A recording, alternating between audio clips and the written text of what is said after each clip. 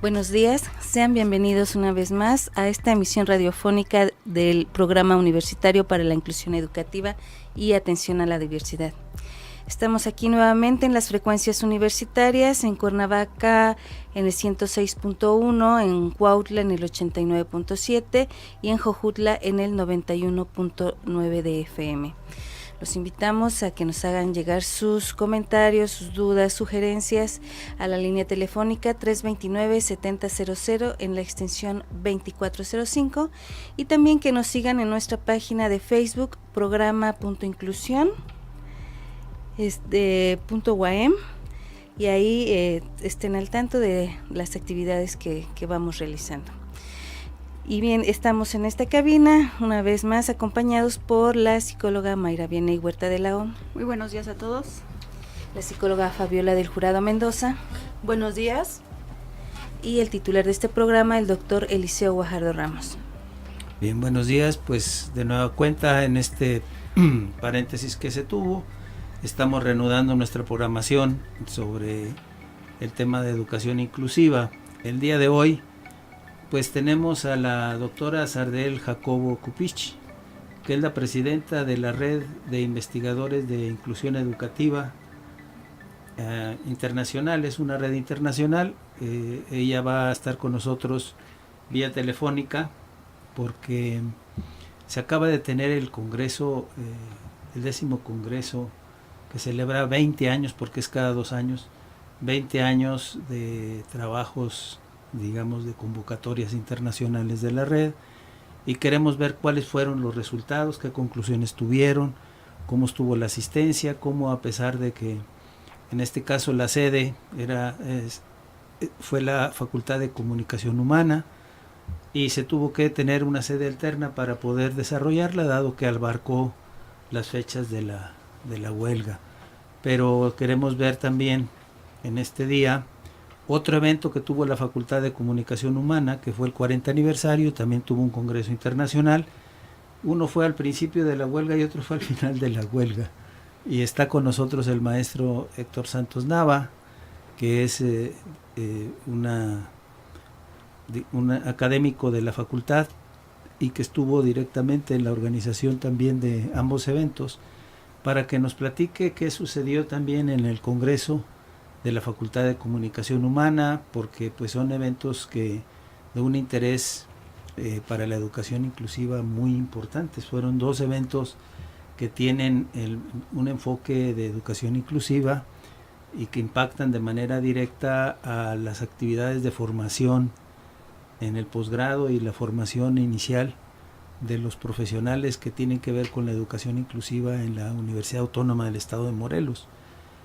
Pues aquí tuvimos también parte del programa, hubo algún apoyo, que por cierto nos da mucho gusto que ahorita que veníamos entrando ya están las rampas de acceso al auditorio del Emiliano Zapata. Está la rampa, era una rampa muy sencilla, pero no se tenía, y desde el estacionamiento otra rampa también de la parte más baja, para que las personas en silla de ruedas puedan tener acceso al principal auditorio de nuestra universidad, que es el Emiliano Zapata. Todo esto lo teníamos listo para los eventos que se iban a desarrollar ahí en el Emiliano Zapata, pero obviamente que son permanentes y se quedan aquí. Un agradecimiento público el contador Filiberto Díaz, que fue el director de infraestructura, que atendió nuestra solicitud para poder pues tener estas condiciones, y así lo tendremos que ir haciendo en todos los espacios arquitectónicos de acceso. Un reto muy grande que tenemos es el de la Facultad de Comunicación Humana, poder acceder al auditorio que está en 3er piso. Ahí se requiere un elevador muy peculiar, como el que tiene biotecnología, creo yo, que es como externo, que no es muy costoso y que puede resolver el problema de acceso también al auditorio de la Facultad de Comunicación Humana. No creo que pase mucho tiempo en que esto vaya a ser también resuelto, porque pues es muy paradójico que en una facultad que se promueve la inclusión educativa no tenga un acceso al auditorio principal de esa escuela. Pero por lo pronto, bueno, pues un buen ejemplo, porque va más allá de la mera condición técnica, el que se vea que son bienvenidos todas las personas a los principales actos que se desarrollan en nuestra universidad, el tener todos estos accesos. No se diga que todos los edificios que están en reparación por el sismo tienen ya contemplados todas estas diríamos vías de acceso a las personas con discapacidad, y luego se irán resolviendo los edificios que ya fueron construidos con antelación y que pues con algunos ajustes arquitectónicos esto se puede, son pequeñas diríamos adecuaciones que tienen un gran impacto en lo que corresponde a que tengamos las personas con nosotros, que podamos estar, que no queden segregadas, excluidas. Y bueno, en este caso venían ponentes con silla de ruedas a nivel internacional, y bueno, no creo que sea nada más para estos temas, siempre habrá académicos y ponentes que estén en esa condición y que pues no se vean en un aspecto, diríamos, complicado, para que ellos tengan todas las facilidades pues de que expongan sus avances científicos y tecnológicos que comparten con los universitarios de Morelos. En un rato más estaría con nosotros la doctora Sardel. Ya se encuentra con nosotros la doctora Sardel. Bueno. Sí, buenos días, Eliseo. Hola, ¿cómo estás? Muy bien. Me imagino que, pues no sé, han pasado muy pocos días en que concluyó el Congreso Internacional que acaban de tener, y que fue de pues no sé, un esfuerzo extraordinario.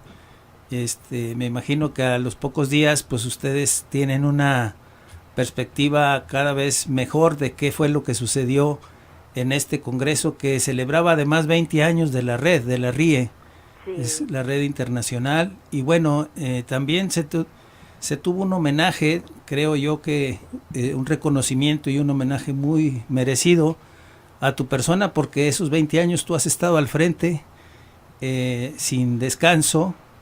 No nada más son congresos que se desarrollan y pasan, sino que se publican todos los trabajos, y hay ahí un histórico, pues yo creo que en pocos lugares existe, pues casi puedo decir, un histórico único en América Latina. Ay, Eliseo, no me había imaginado esa magnitud. Pues es que así es, porque yo recuerdo, sí, desde la primera congreso está publicado los trabajos. Sí. Te digo porque yo participé y tengo un trabajo en los primeros. Claro. Entonces lo tengo clarísimo que está todo publicado, y no se tiene todo publicado en ninguna otra instancia. Y ese es un histórico muy interesante para los investigadores, precisamente, cómo ha venido cambiando el concepto de inclusión, y este último fue precisamente la inclusión a debate, o sea, un proceso autocrítico fundamental. Sí, Eliseo, quisiera saludar a tu auditorio. Ah, sí, cómo no, adelante. Y también, bueno, darte las gracias por la invitación a participar en este espacio, que también es magnífico, es muy relevante. Yo creo que el estado de Morelos es de los estados más preocupados por el trabajo hacia la educación inclusiva. Entonces, bueno, mi agradecimiento y reconocimiento, porque también la Facultad de Comunicación Humana de la UAM, ¿verdad? Y el equipo en el que tú mismo participaste, la doctora Laura Padilla, que es la directora de la facultad, bueno, ella muy amablemente desde Valparaíso nos hizo la invitación para que ustedes, la UAM, fuera la sede de este festejo que denominamos Convite Académico.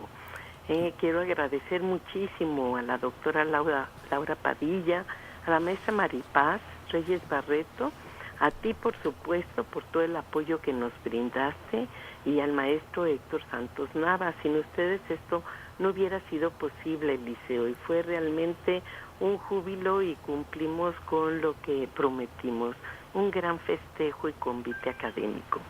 Sí, y yo pienso que la responsabilidad tan grande de tener invitados internacionales, no nada más los ponentes, sino los participantes que tenían ponencias, que venían a escuchar a esos investigadores y ya con sus boletos y nosotros con el problema del espacio, debió ser una situación de mucho estrés y mucha tensión, pero pues no perdimos la calma, yo digo, porque se resolvió y se resolvió muy bien. Sí, un poco de incomodidad los desplazamientos, pero la verdad es que el hotel se portó muy bien y la verdad el agradecimiento al maestro Alejandro, el director de la Normal. Sí, también, es cierto. Si no hubiera sido por él, ya estábamos en las últimas, nos quedaba muy retirado, pero la maestra Silvia Laura Vargas, ¿verdad?, le llamó por teléfono y de inmediato, sin pensarlo dos veces, nos dijo, cuenten con ella, nuestra universidad, bueno, la Normal está aquí a su disposición, y la verdad eso fue impresionante. El único problema era la lejanía, porque había que desplazarse, pero la actitud del liceo fue una cosa, de veras, una hospitalidad que tuvimos impresionante, ¿verdad? Bueno, y ustedes que nunca nos abandonaron, porque ahí andábamos todos tronándonos los dedos, exactamente, ¿verdad? Pero salió todo muy bien, muy, muy bien. Bien, pues la doctora Sardelle, ella es profesora investigadora de la FES Iztacala, ¿no es así? Así es. ¿Y tú tienes ahí algún otro cargo? No, desde que siempre yo he estado en la FES Iztacala. Eso es. Alguna vez ocupé la coordinación de psicología, ¿verdad? Y luego me moví al ámbito ya de la investigación y me moví justo a la unidad de investigación interdisciplinaria, la que denominamos WICSE.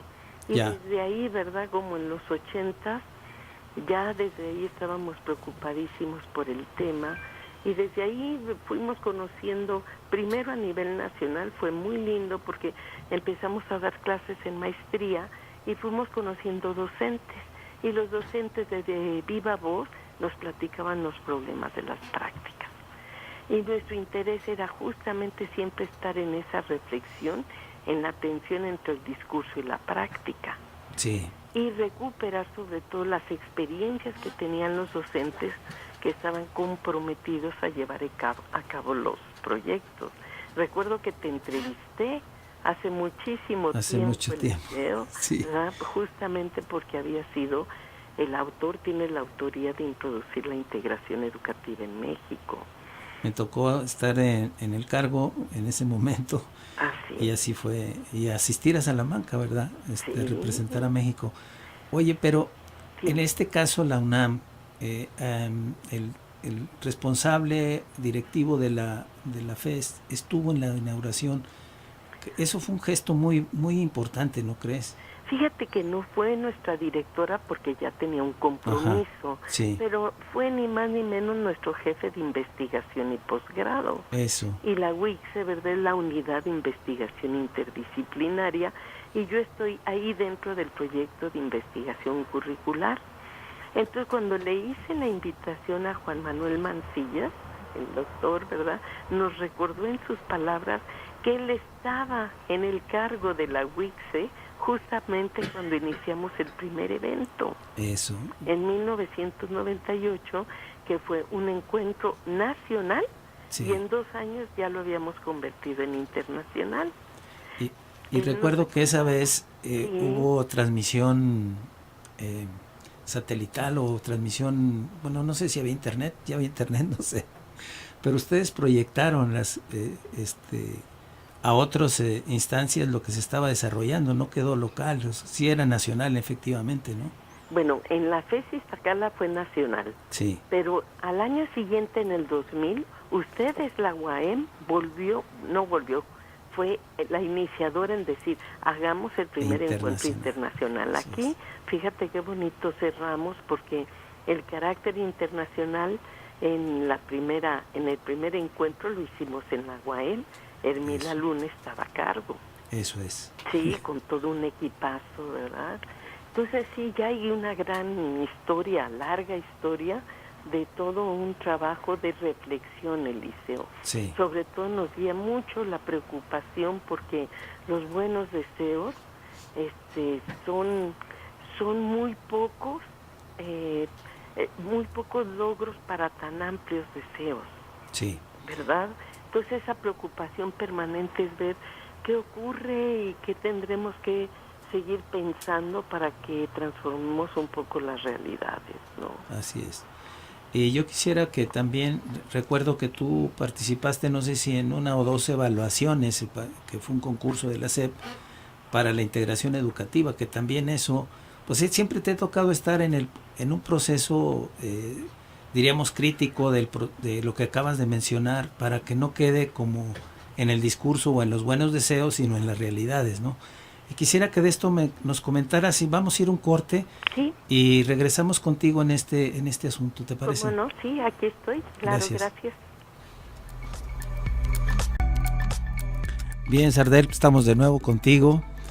Sí. Y decíamos que sí es un rasgo, un perfil característico de la red, pues estar en el proceso autocrítico y en los procesos de estar muy atentos, muy pendientes de eso que decías tú, la relación entre la realidad, ¿verdad?, la práctica, y lo que, bueno, pues lo que se plantea y se desea para la inclusión, ¿no?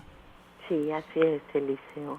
Mira, desde un principio fue justamente el nombre que le pusimos, Red de Investigadores, pero no queríamos dejarlo a un nivel estrictamente de los investigadores, ya que luego se dice que los investigadores están muy alejados de la realidad. Así es. ¿Verdad?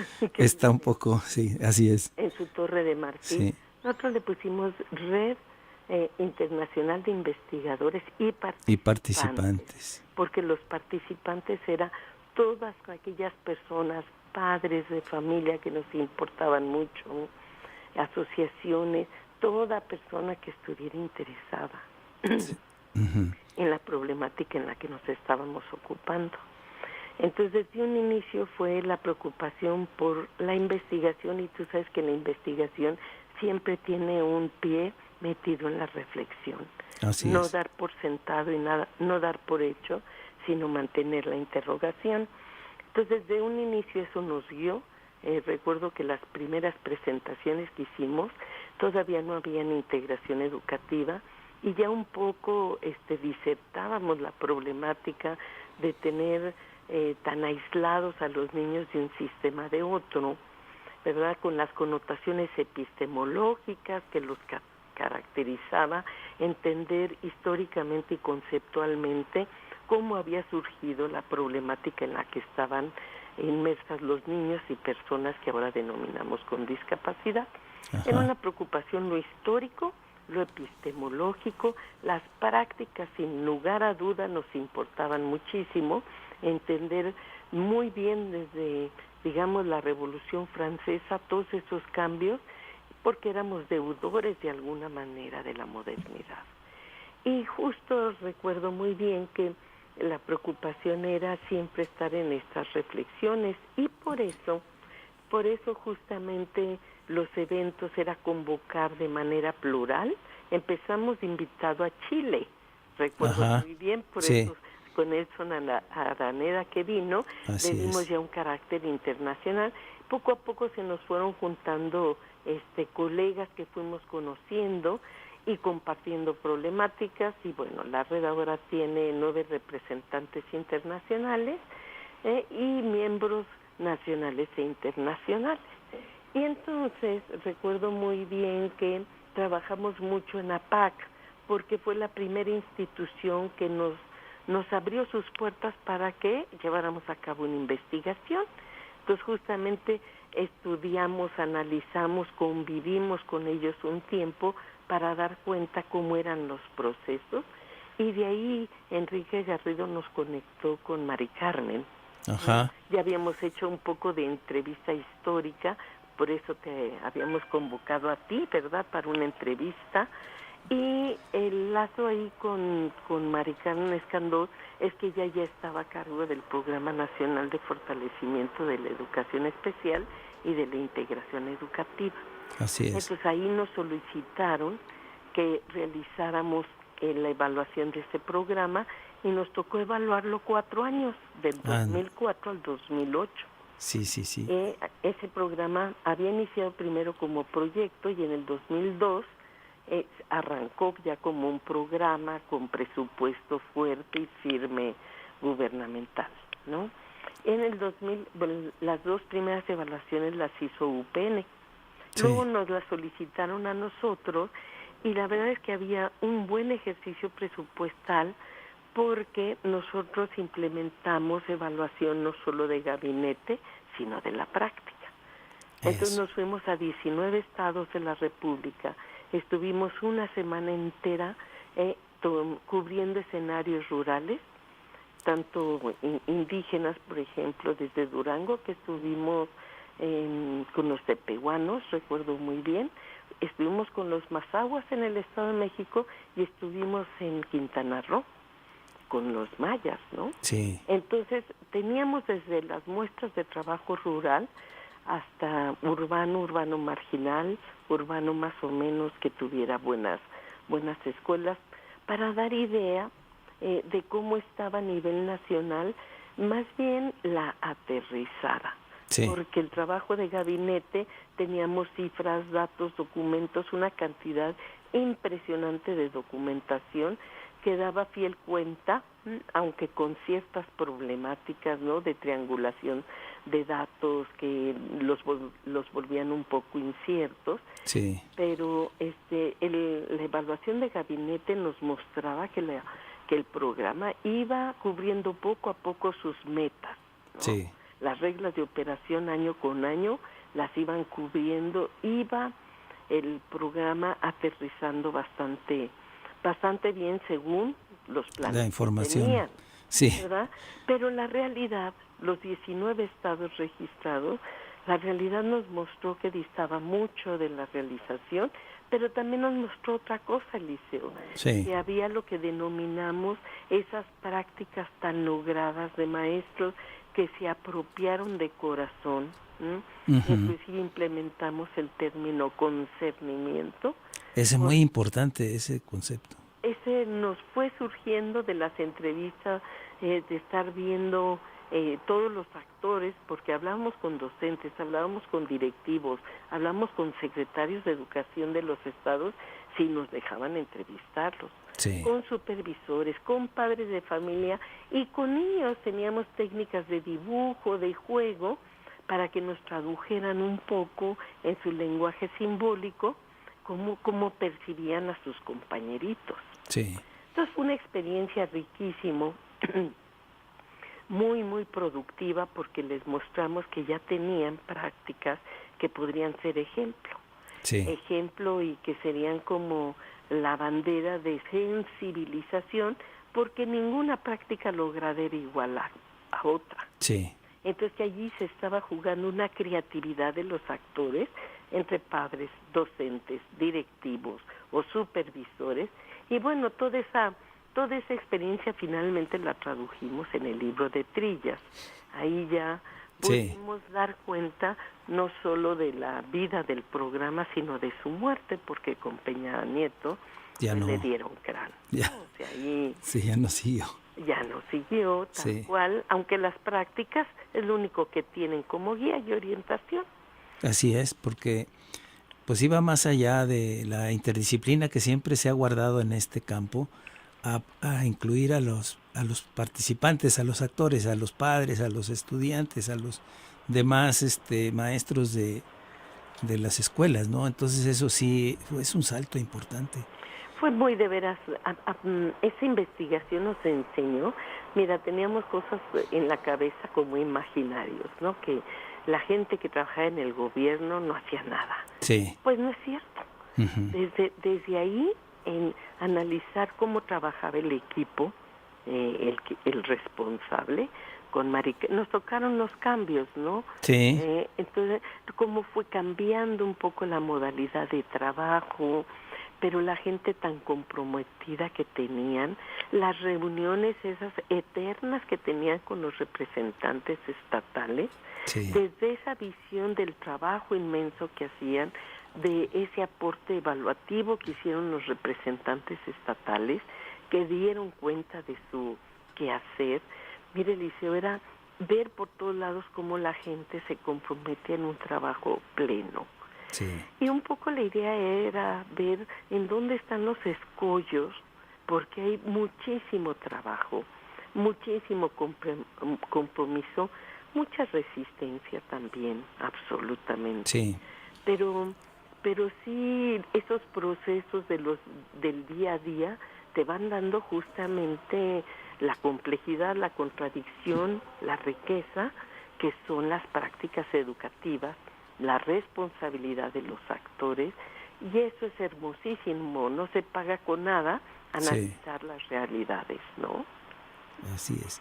Y bueno, a lo largo, esto es una pequeña prueba de todo lo que ha pasado en 20 años, pero Sí. pequeñísima, pero es bastante rica. Entonces, ya viendo retrospectivamente, ahora que se tuvo hubo una conclusión muy interesante en el evento, que dicen, pues no hay conclusión porque esto sigue, Sí. pero sí hay como un balance al menos, ¿no? De lo que se puede señalar y qué te queda de cómo quedó todo esto del evento. No se puede en una entrevista y rápidamente, pero así como lo esencial que nos puedas señalar. Fíjate, de los 7 países que vinieron, ¿no? Representantes, los conferencistas que nos acompañaron, que inclusive estuvo Alfredo Furlan, que fue de nuestros primeros conferencistas, ¿no? Un gran pedagogo. Sí. Habrá que leer detenidamente el documento de Alfredo Furlan, porque ahí hace un análisis exhaustivo y es un documento educativo valiosísimo para ver un poco, no las bondades, sino los escollos por las que se tiene que atravesar, ¿no?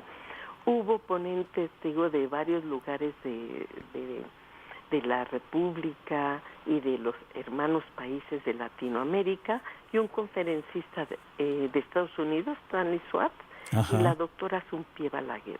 Teníamos un espectro de ponentes en 4 mesas, en donde una modalidad fue que expusieran sus proyectos, lo que ellos pensaban de los atorones que tenemos, en dónde estaban, y luego había mesas de debate entre ellos que fueron riquísimas, porque la gente escuchaba argumentos en pro, en contra, dificultad. Bueno, no te imaginas qué riqueza. Sí, me imagino. Y el plus, diríamos, la cerecita del pastel, es que también hicimos unos conversatorios, pequeños grupos de los asistentes que pudieran dialogar se inscribieron pues con cada uno de los conferencistas, y entonces tuvieron 1 hora y media de diálogo, ¿verdad? Muy en corto, preguntándole. Entonces fue muy rico, tuvimos 112 ponencias, imagínate, a nivel internacional, nacional, 220 asistentes registramos. El balance fue muy bueno porque los escollos principales se plantean de la exterioridad. Mientras no tengamos, ¿verdad?, una voluntad política que se traduzca en economía y en una voluntad de formación, de actualización, no me refiero a que no haya habido esa voluntad, pero que la estructura académica del neoliberalismo está gestando las brechas y está ampliando los grupos que les llaman vulnerables, pero que son más bien vulnerados. Vulnerados, así le llama la actual presidenta de la CONAPRED, ¿no? Llama a decir que son grupos vulnerados. Absolutamente. Entonces, desde esa perspectiva, todo lo que se está produciendo de vulnerabilidad, precariedad, está inducido, Eliseo. Está inducido por la falta de salud, de oportunidades que tenga la mayoría de la población, y en nuestra Latinoamérica es fuerte. Sí. Entonces, eso de destacar que hay un escollo principal que mientras no se atienda, estamos haciendo puros medidas paliativas, pero el origen de las brechas pues está en otro lado.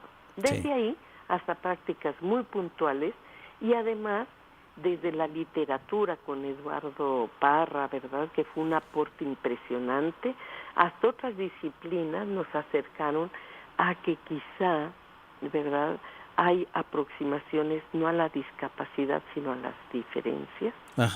Y que, bueno, ahí Benjamín Mayer, Beatriz Miranda, mi propia línea de investigación estamos ya presentando las alternativas que nos están presentando en prácticas culturales que están retando los saberes que tenemos, de tal forma que ahora se puede hablar de mirada invisible, de música ocular, de una plasticidad en todo el ámbito neurológico.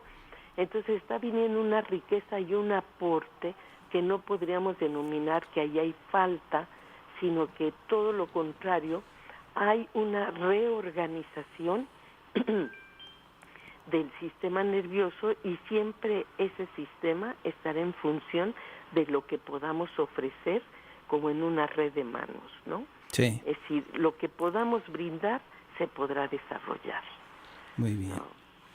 Creo yo que... es en pocas palabras, porque... Sí, pasamos de ese extremo de la estructura, ¿verdad?, a las prácticas que están muy innovadoras y muy esperanzadoras. Muy bien. Pues Sardel, yo sé que es mucho más de lo que, pero es una probada a nuestro auditorio de lo que, pues, la riqueza y la importancia que tuvo este congreso y esta, pues, celebración y tu reconocimiento muy merecido. Yo creo que fue una sorpresa para ti, pero te lo merecías, y bueno, trasciende mucho con toda la obra que aquí se mencionó. Bueno, parece que no se tiene previsto dónde va a ser la próxima, ¿verdad? Todavía no. Está en discusión eso, ¿no? Sí, pero lo que sí te quiero decir es que me dieron un reconocimiento y no era muy exacto. Mira, esto es una red. O sea, sin la mesa directiva, sin Silvia Laura Vargas. Sí, Silvia es un pivote, ¿no? Sí, es el pilar, ¿no? Diríamos, porque está en todo, conduce todo, Mónica Leticia Campos Bedoya haciéndose cargo. Todos. Esa mesa directiva, sin ustedes, Elicio, pues cómo lo hubiéramos hecho. Sin los representantes internacionales, pues cómo traemos a colegas de allá. Pues es decir, es una red realmente, y eso yo sí lo quiero decir, ¿no? Porque ustedes nos apoyaron muchísimo y luego la Normal Benito Juárez, pues si no hubiera entrado se nos cae el evento, Alicia. No sabíamos ni cómo hacerlo. Entonces este es un esfuerzo que lo único que prueba es que hay que hacer colectivos, hay que hacer un nosotros eternamente comprometidos, ¿no? Porque es un nuevo nosotros siempre, nosotros implica siempre muchos otros en un nosotros. Así es. Pero bueno, el liderazgo pues no está a discusión, Sardel, en ese aspecto. Pues me da un poco de pena porque pues sí, yo así no lo percibo. Yo sé, pero así lo reconocemos todos. Oye, te agradecemos mucho tu tiempo. Yo te agradezco a ti. Que tan rápido ya nos estés dando una entrevista. Acaba de pasar esto casi ayer o antier. Sí, y estamos ya entrevistándote, pero vamos a seguir. Están en líneas, ¿verdad? Están en línea las ponencias. Sí, están en línea. El público los invites, ¿no? Claro, ahorita le vamos a aclarar. ¿Verdad? Y te vamos a seguir invitando por esta vía porque creo que es bastante práctica. Y si no, una vez también te vienes para acá a Cuernavaca. Muchísimas gracias. Gusto. A mí me encanta. Muchas gracias a todos ustedes. Un abrazo. Gracias. Hasta luego. Una gracia.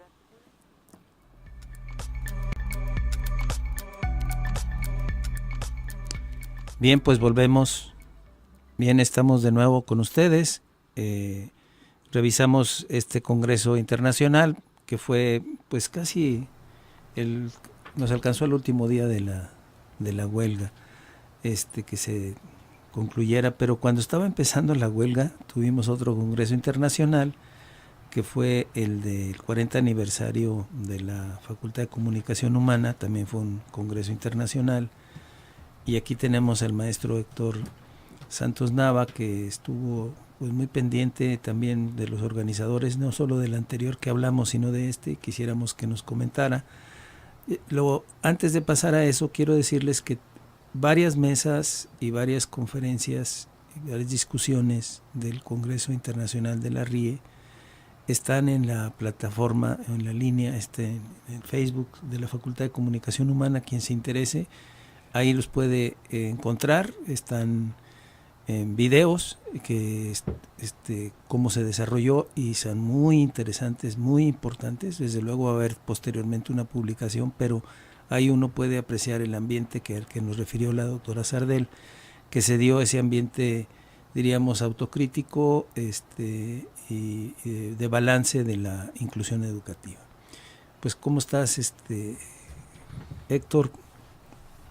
Muy bien, buenos días Sí. a todos. Gracias por la invitación. Sí, efectivamente, pues platicar un poquito acerca de lo que fue el 40 aniversario de la Facultad de Comunicación Humana. En ese sentido se realizó el segundo Congreso Internacional en Comunicación Humana, Salud, Educación e Investigación.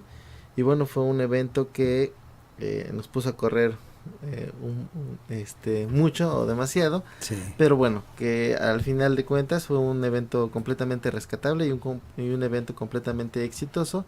Tuvimos la presencia de algunos ponentes nacionales, algunos internacionales, mesas de trabajo, y bueno, agradecer la gestión de todo el equipo, en especial de los estudiantes de MADEI, de la Maestría en Atención a la Diversidad y Educación Inclusiva, Ajá. que fueron pieza fundamental en la gestión, coordinación y reprogramación de sedes para la realización del evento. Y bueno, tuvimos un aproximado de 120, 150 asistentes, porque muchas personas llegaron solamente a los talleres, pero fue sumamente grato poder escuchar algunas experiencias y algunos avances científicos y de investigación con relación a algunos trastornos de la salud o algunos trastornos. Sí. Recuerdo que había asistentes de Tamaulipas, de otros estados. Sí. Había asistentes. Entonces Sí. La convocatoria fue grande, ¿eh? Sí, con bastante anticipación se estuvo haciendo la difusión del evento. Y sí, efectivamente no solamente vinieron algunas personas del extranjero, pero también se captó gran variedad de personas interesadas a nivel de la República. Y eso era interesante porque, se ve el interés que existe a nivel nacional e internacional con relación a los temas de la comunicación humana, ¿no? Sí, exacto. Y en el caso de, como estaba enfocado a salud, educación, ¿verdad? E investigación. Investigación. En el caso de, yo sé que hubo ahí una participación muy relevante del doctor Flores Briceño con relación, desde el enfoque de la investigación y salud, ¿no? Sí, con relación a autismo. Así es, las aportaciones del doctor Briceño siempre es grato y sumamente gustoso escucharlo, porque habla de una perspectiva de la metagenómica, ¿no? Entonces habla de un aspecto del código genético y algunas cosas del ámbito de salud, pero completamente relacionado a la educación, es decir, no está hablando de contextos independientes, sino que está haciendo una vinculación entre los aportes médicos o del área de la salud y estos cómo deben de ser entendidos y trabajados de forma colaborativa dentro de las instituciones educativas o dentro de algunos aspectos de la nutrición en el hogar. Sí, porque, bueno, él es de la Universidad Autónoma de Nuevo León, de un centro de investigación, y está vinculado con las escuelas, pero él tiene un trabajo de la parte de la flora intestinal y algunas mejoras, ¿verdad? De las condiciones de los chicos autistas, ¿no? Sí, es interesante y escuchar cómo la flora intestinal, los prebióticos y los probióticos, independientemente de mantener o darnos una mejor salud, pues ya está identificado que disminuye en cierto porcentaje el nivel de autismo si se mantiene o se procura en la infancia, ¿no? Entonces eso se vuelve sumamente relevante porque, bueno, no nada más significa tener una alimentación balanceada, sino que además significa que tiene ciertos beneficios para la disminución de algunos trastornos que antes no se tenía la certeza de dónde provenían, ¿no? Y entonces él con su rama de especialidad, que dice, no, es que a mí no me lo cuentan, yo lo Sí. veo, yo lo vivo, y a partir de ellos es que puedo difundir esta información que es novedosa, ¿no? Porque nos decía que los estudios o estas investigaciones son muy recientes y son algunos aspectos que ya había discutido él o había analizado en congresos anteriores en Texas, por ejemplo. Ajá, sí. Ese fue un aspecto. Estuvo otro investigador, pues tú lo conoces bien, porque estuviste en estancia con él, el doctor Saiz, y ese es por el lado del pensamiento crítico, ¿no? Sí, O sea, en otro ángulo del asunto. sí, él traía una plática bastante interesante y decía cuál es la vinculación que debe de existir entre las habilidades del pensamiento y el diagnóstico, ¿no? Él decía, bueno, no nada más basta con conocer, por ejemplo, los instrumentos de diagnóstico, sino tener ciertas habilidades del pensamiento desarrolladas, bien perfiladas, bien ejercitadas, para que el diagnóstico sea lo más certero posible y no estar poniendo etiquetas a todo mundo sin estar confirmado o tener la mayor evidencia de ese rasgo que van a etiquetar, ¿no? Entonces fue sumamente grato escuchar las sugerencias que hacía a los estudiantes de la Facultad de Comunicación Humana y cómo inspiraba y cómo decía, porque además aprovechaba y nos hacía un comentario. Decía, bueno, los felicito por su 40 aniversario. Yo de la universidad que vengo es de Salamanca y nosotros acabamos de cumplir 800. 800 Entonces, años. con esa experiencia es que podemos compartir un poquito acerca de los avances. Sí, Entonces, vamos, el camino es demasiado largo. sí. Y Pues es que es perfectible. de las universidades primeras del mundial, ¿no? De Sí. la humanidad, las primeras universidades. Pues sí, viene de Salamanca, que es muy significativo para este tema, Salamanca. Sí, claro. Así es. Y entonces, además de estos especialistas, tuvimos a la doctora Aislado, tuvimos a la maestra Rosy Cortés Popoca, y que nos hablaban un poquito al doctor Johan Cruz, por Johan ejemplo, Cruz, sí, que es nos cierto. platicaban un poquito acerca de cuál es el origen, cuál es la fundamentación y cuál es el quehacer y los retos que se encuentra en la formación y en la atención y en los aspectos de educación, investigación y salud del licenciado en comunicación humana, ¿no? Y entonces era importante o era, bastante reflexivo hacer la comparación de no nada más escuchar qué es lo que sabe la facultad de sus entrañas, sino que alguien ajeno a la institución venga también a criticar y poner sí, su punto de vista sobre la mesa, ¿no? que no sea nada más las autobiografías, a veces complacientes, de las instituciones, sino que alguien con un marco histórico, un historiador, hable de esto. Vamos a ir a un corte y regresamos.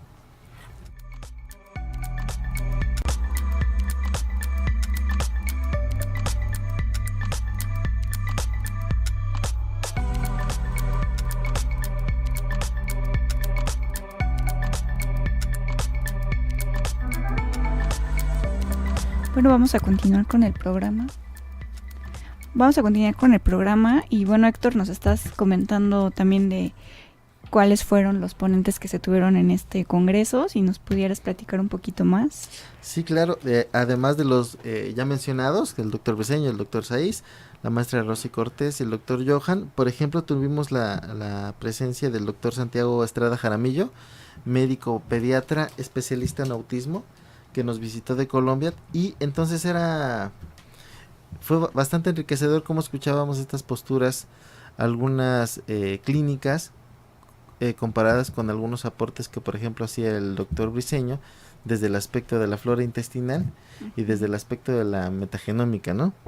Además tuvimos la presencia de la doctora Rosario Margarita Aislado, que trajo un trabajo junto con la doctora Laura Padilla Castro, directora de la Facultad de Comunicación Humana, y venían hablando un poco acerca de lo que es el burnout o el síndrome del quemado en profesionales de la salud, ¿no? Que también en muchas ocasiones no nada más se pone el foco sobre lo que es más visible, pero en muchas ocasiones no vemos la otra parte importante, que es la persona que apoya también en muchas ocasiones es o sufre algunas cuestiones ahí, pero esa persona permanece como que un poco invisible, ¿no? Entonces, el cuidador. Es básico. Así es, y entonces pues presentaban algunas estadísticas, algunos datos y cuál fue la metodología que ellos emplearon para ver qué es lo que, bajo qué niveles de estrés o de agotamiento laboral se encontraban estas personas. También tuvimos algunos compañeros de la Madella en algunas mesas de trabajo por la tarde, que eran 2 grupos simultáneos, y por ejemplo presentó el compañero Jason Rodríguez un tema que habla acerca de la diversidad sexual, que es un tema que cada vez es más creciente y que no muchas gentes le entran por ser un tema un poquito áspero para muchas personas. Y entonces es fue parte de su tesis de maestría, ¿no? Así es, parte de la tesis de maestría, y bueno, ha tenido gran aceptación, gran impacto y relevancia. Porque ahorita es muy demandado eso. Sí, es demandado y es fresco, ¿no? Porque todavía no mucha gente. Hay mucho prejuicio. No quiere abordarlo. Y por ejemplo, también tuvimos la colaboración de alguna compañera de Madey, también está Yadira Jaimes, que nos presenta el caso de un joven que ha estado también ya con nosotros de integración laboral con autismo. Tuvimos a un compañero también que es cubano, Enrique, que nos presenta acerca de que no todo, o bueno, las dos caras de la moneda, ¿no? Porque ha existido una tendencia a hablar mucho de género, pero enfocado al sexo femenino, ¿no? Y entonces él dice, sí, ok, está bien, pero también la otra parte no nada más es el agresor, no nada más es estas cosas, ¿no? También hay otras condiciones sobre las cuales vive, ¿no? Y entonces él rescata un poquito acerca de lo que es el modelo de masculinidad en jóvenes universitarios, y entonces, bueno, bastante rica la serie de pláticas que tuvimos. Tuvimos también la presencia de la doctora Montes de Oca, Alejandra Montes de Oca, y que nos presentó algunas charlas acerca de lo que es el género, tanto en la política, tanto en la educación, y cómo son las convivencias y el desarrollo que existe dentro de los espacios pues de educación y de salud. Así es. Pues fue bastante variado, muy interesante, y sobre todo que hubo participación de del posgrado, los estudiantes mostrando sus resultados, ¿no? Sí, la Facultad de Comunicación. O sea, gente joven que estaba ya ahí exponiéndose. Sí, la Facultad de Comunicación Humana, pues aprovechando su enfoque, es maestría en atención a la diversidad y educación inclusiva, y además que es de los pocos posgrados a nivel nacional que tienen el enfoque profesionalizante, es decir, aplicado a alguna población en específico, pues bueno, tuvo a bien participar con nosotros, mostrando, aparte de los resultados de investigación, bueno, propuestas concretas en contextos bien focalizados de cómo se pueden poner en marcha ciertas condiciones que colocan a la gente en condiciones de vulnerabilidad, o se ha perdido un poco el foco en su atención. Sí, es cierto también. Sí. Pues tú también participaste. Sí, me tocó Mayra estar ahí en las ponencias. Sí. Y pues sí fue muy variado el tema. Sí. Como ya comentaban, se habló sobre autismo, se hablaba de los casos específicos que han estado investigando otros compañeros, que a veces le decía uno, que no recuerdo ahorita su nombre, que a veces el alumno de la Facultad de Comunicación Humana cree que solo es como dar terapias, pero hay mucho campo también para ellos, ¿no? Él estaba haciendo una investigación sobre esta función de pasar la comida, entonces cómo se iba también desgastando en los adultos mayores, ¿no? Entonces sí fue muy variado, dejó mucho aprendizaje para las generaciones que están ahorita ahí en la facultad, y para nosotros como Madey, pues también ver que existen pues otros campos y que a veces no los revisamos, ¿no? Dentro de las materias. Pues, tiene mucha razón. Puede considerarse también un balance de estos 40 años, esto que aparece, los nuevos campos que hay. Hay una revisión del plan de estudios que va a presentarse ahora en el Consejo Universitario, el último del año, y pues tanto la doctora Laura como la psicóloga, la maestra Rocío Cortés Popoca, tienen preparado ya visto en el Consejo Técnico, para hacer las modificaciones al plan de estudios que pretende precisamente abarcar pues las nuevas realidades a las que el egresado de esta facultad se va a enfrentar y qué es lo que le va a demandar ahora la problemática actual, ¿no? Entonces creo que fue muy oportuno también este congreso para hacer el balance, la parte histórica, la parte de las nuevas condiciones y bueno, todo lo que corresponde. Pues con esto hemos dado un repaso a 2 congresos internacionales que se tuvieron en este periodo en que nosotros no estábamos en el radio porque no podíamos estar, dadas las condiciones que todos conocen, ¿verdad?, de la huelga de la universidad, pero ya estamos de nuevo y los vamos a esperar pues el próximo jueves y los demás jueves de 9 a 10 con temas que comprenden, aparte del programa de inclusión educativa y atención a la diversidad. Agradecerles su preferencia y pues no se olviden que están en la plataforma esto que hemos comentado de Facebook de la Facultad de Comunicación Humana. Bien, pues muchas gracias. Porque la percepción va